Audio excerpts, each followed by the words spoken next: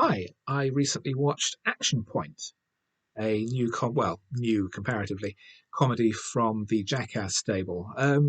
I watched Jackass when it was first airing on Channel 4 many years ago, and I must confess a certain fondness for the antics of the group playing pranks and stunts and just making each other laugh with ridiculous, insane, dangerous activities. Unlike a lot of other pranks, the joke was always on each other or on themselves. They would often involved the general public, but it was really only as spectators. No one was ever really hurt that was outside the circle, so it was all fairly sort of fun and harmless and knockabout. Action Point is involving only two of the main members of the group, Johnny Knoxville, who plays the lead role and has a significant creative role, and his longtime friend Chris Pontius. And the story is about a ramshackle amusement park in the late 1970s, where the owner and his young daughter from his broken marriage are trying to G up the attendance and avoid the land being sold off to a local theme park developer.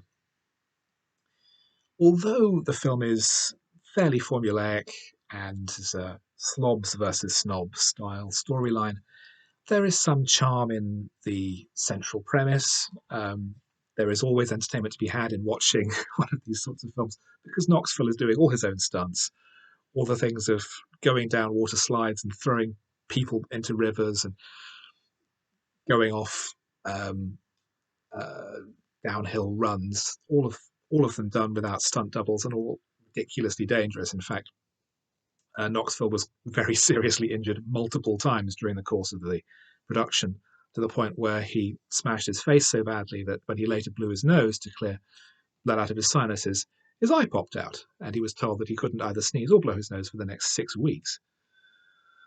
Um, what gives me pause, though, is that the story of Action Point is actually based on reality. A real park in New Jersey called Action Park around the same time, which boasted incredibly dangerous rides and had an incredibly, criminally, in fact, relaxed attitude towards public safety. There are many stories about what the park was like, and there is an excellent documentary titled Class Action Park, which goes into great detail about the park's operations and its history. And this would all be hilarious knockabout fun were it not for the fact that multiple people were killed in the park as a result of the owner's neglect and criminal irresponsible attitude towards their own safety. So the film does feel like it's ignoring the fact that Action Park has a legacy of literally killing people who visited there, rather than just a load of knockabout fun and goofing around at your own risk. If one can ignore that, then it's quite a fun, entertaining, enjoyable film. Knoxville is actually quite charming in the role, and there are a few scenes with his daughter where he gets to show off some real acting ability. And the stunts are always quite entertaining. But the fact that it's connected to real life tragedy means that it leaves a fairly nasty aftertaste. The film was a commercial and critical disaster, which is surprising because the Jackass related films have normally scored fairly well with audiences, although never with critics, I don't think. I've been looking forward to seeing another film from the group. Apparently, another Jackass film is in preparation, even though most of the team must be now into their 50s. But hopefully, it'll be in somewhat better taste than this and more along the lines of some of their earlier work, which is still charmingly inept and adolescent, and hopefully will remain so.